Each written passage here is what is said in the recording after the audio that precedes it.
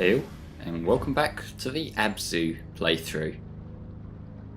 Now, first things first, in this chapter, we get this really sort of intense tunnel area, and this is such a radical change of pace to what we saw in the first few chapters, because like everything we've seen up to this point has at least had an element of nature to it. It's been an underwater area that looks naturally formed, whereas now we've gone into this area and like this is completely man-made. And there's an interesting approach that they've taken in that the most dangerous part we've seen so far is the man-made stuff, and that brings back to the old idea of nature versus man's creations versus robotics, science. No matter which way you want to frame that, it gives you this idea that humans are sort of damaging to nature, or at least human creations are damaging to nature. Now this part's pretty cool because it's essentially telling or retelling parts of what we've seen up to this point. There's a little bit of possible foreshadowing, but that's open to interpretation here. It's pretty cool actually the way they did that. This, even though it's such a radical change, different approach to the earlier chapters, it still looks just as beautiful. Like it, and this way that it's so closed in as well, that's just something that really works well for keeping you, I guess I'm trying to avoid the cliches and shit, but this does keep you like on the edge of your seat. And look what we've just swum into. Our diver here must be scared, like he must be terrified. And I like how in the background music we've got like little elements of what's not natural screaming sounds, but what sounds still quite a little bit like people screaming.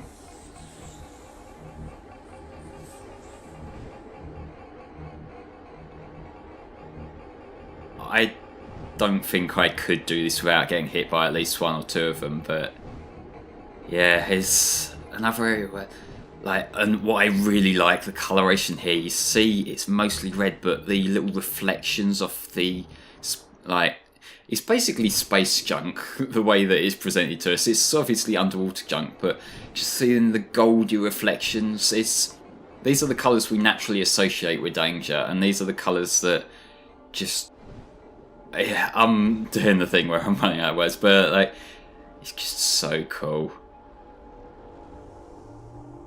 But here is our pyramid, and I like how out of place the Great White looks here.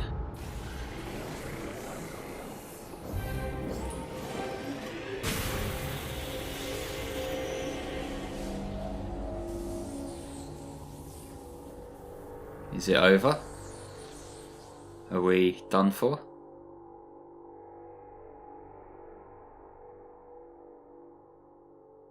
And that's the end of chapter 5. So, as we move into chapter 6 here, and suddenly we're away from all that red coloration, but we still see the bits of broken up explosives, the broken up pyramid bombs and that. But, if we take a closer look at our diver now, our diver isn't human. And I know I sort of alluded to this in an earlier chapter, but yeah, it brings a whole new kind of perspective as to what might be going on here. We've established that we are friend to the aquatic life, and even here we've seen that our friend the shark has taken too much of a beating.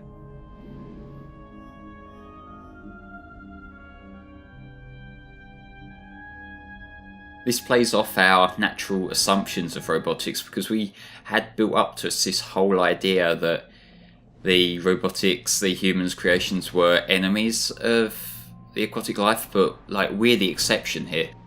We're the safe one, we're the friend, and while it's not clear exactly why we're here or what we're doing here, we're almost like helping in a way. we've helped trigger the rebirth of all them different sections where we went down into the deep and helped bring colour back to the dark, dead areas. But we've also shown a bit of compassion for the shark.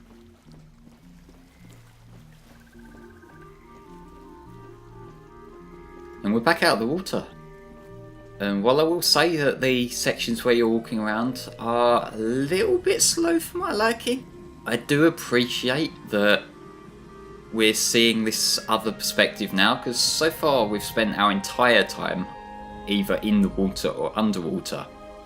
And now we've got this extra purpose, we're now having to step up because we want to help that shark.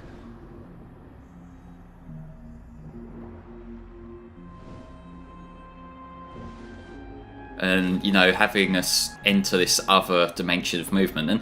And this does sound like I'm doing a bit of the old-fashioned media studies bullshitting, but that's kind of why these games work for me.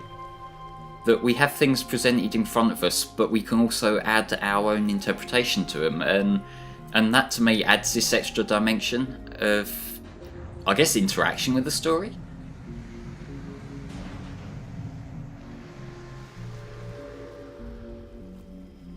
But the little area that this is set in, this is back to the more pleasant of man-made stuff, because we're seeing all the kind of artwork that was in like the little murals in earlier chapters. Now basically the centerpiece of this chapter's location.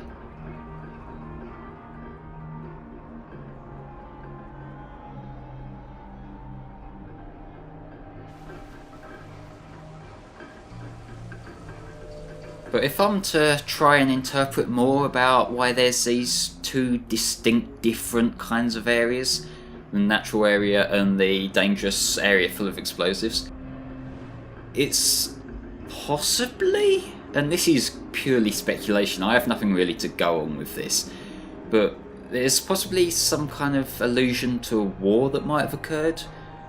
Or even if not explicitly a war, like maybe two conflicting functions that were trying to take place in this area. Like maybe the people or the species or whatever it was that made these beautiful underwater creations, like the murals, the built up areas under here, maybe they were the like in power group. But also maybe the opposition group were the ones that were maybe trying to take over this area. Because they're the ones that have the weaponry, they're the ones who have the explosives, and they also have the means to try and take something over if they wanted. And that also could go back into why there's these chains and these gates, and maybe they were what the defence party were trying to shut out the dangerous party. Or the opposition party, or however you want to frame it.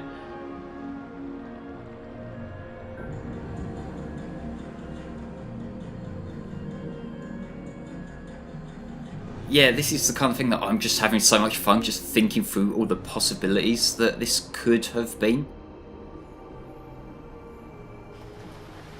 But yeah, I will say in terms of the gameplay in this section, this is one section that on my first playthrough I was here quite a little while, and possibly a little bit more time here than I would have liked, because I did actually get a little bit lost in the first part of this chapter, because basically what happened was I missed the first chain section, because I just went to have a little swim around, have a look at all the other bits of the environment, and over that time I lost my bearings. And that is my own fault. That was me not really paying attention as much as I should have. I can't really fault the game for that, but it's the only real part of this game that I could say wasn't a perfect experience. But speaking of perfection, this is one thing that I can say for this game, just beyond the general art style and the presentation, how well it performs. I think there was maybe one little frame rate drop in the very start, but other than that, like, I was playing this game at a nice, really consistent 120 frames per second. Obviously, for the sake of the video, I've had to record it at 60. But the PC version of this game I can play it at 120 at 1080p. It looks so gorgeous, and it just feels so... that's the kind of thing. I know the frame rate, it's a bit of a debate that goes on, even though in my opinion it's not really a debate. Like, higher frame rate is always better. This is where you really feel how having that higher frame rate really pulls you into the game. Like, there's this extra level of immersion purely from how quick the game is to respond to things. That's another thing that just feels like my immersed experience in this game. I love it so much. I love how well this game plays. And yeah, I'm not quite sure how underwater fountains work. Maybe this is because I don't know much about aquatics. I think these are creative liberties that they're taking here, because, you know, fountains work on water falling through air. I don't think it would work like this. I'm not a physicist in any way. But, yeah, no. And now, because there's another spot here, I think I might meditate for a little bit.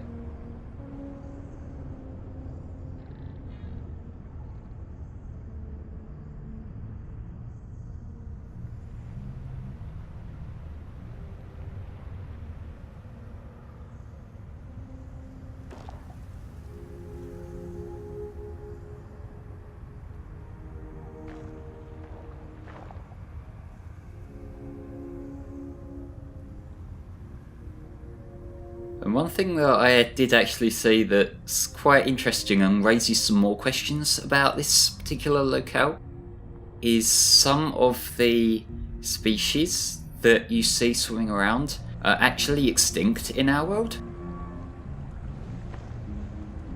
And it raises questions as to whether this is like an alternate universe thing where certain species didn't go extinct. Some of them are like dinosaur species. That's how extinct we're talking here, or whether it's because this is some sort of what's meant to be an underwater paradise. Maybe these species were preserved in this world.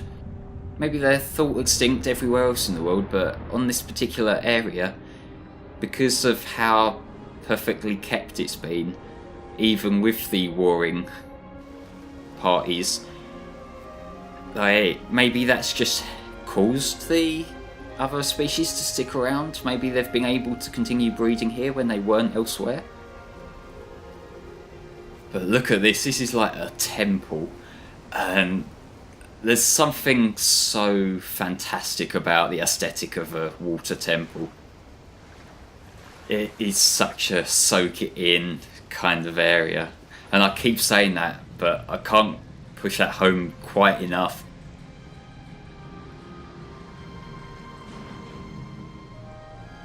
Even that view at the background there, the level of depth, and the fact that we're now ascending above this. We've been down there, we've been down sections like that, and we've ascended up here, and the fact that once we get to the top of these stairs here, we are going to dive straight back in.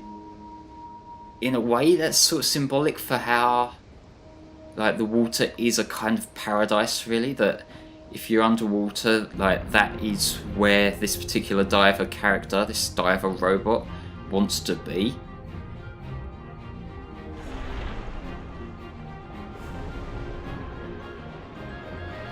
Here's another getting swept along by the stream area, and I suppose it works as a kind of reinforcement of the streaming section that we had in Chapter 2. And maybe it's kind of reinforcing this, given we've had our way away from the fish for a bit. We were in that underwater dangerous territory with the explosives for a little bit. That sort of... we had that tension, and now we're just reminded why we're here, why we're doing this. We appreciate the beauty of the ocean, even if there are some things that need fixing.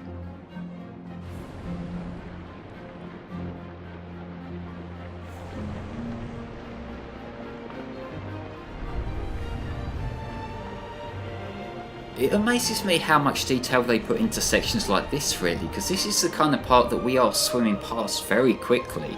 It's not like we're going to be getting up close to these different areas and you know, seeing all the different sides of them, but they've still put in the amount of detail. You see the white features on the parts we've just swum past. We see the different brick patterns, which don't look like perfect repeating textures. It looks like they've really gone above and beyond to make them feel more detailed.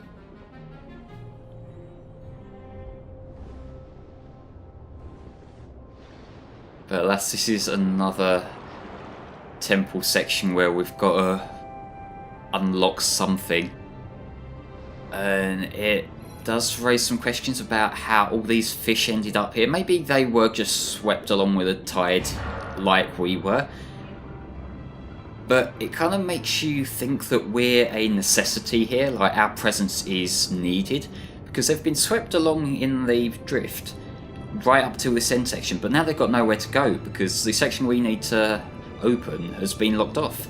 So without us, they will just be stuck here. And while it's not really that damning to be stuck in this area, because this area is absolutely gorgeous, like they'd be far more damned if they were stuck in the red area, we're kind of broadening their areas that they can access, and I think that's quite a powerful statement as to why we're here. But if we go down here, we're moving on to the next chapter of Abzû, so I'll see you then.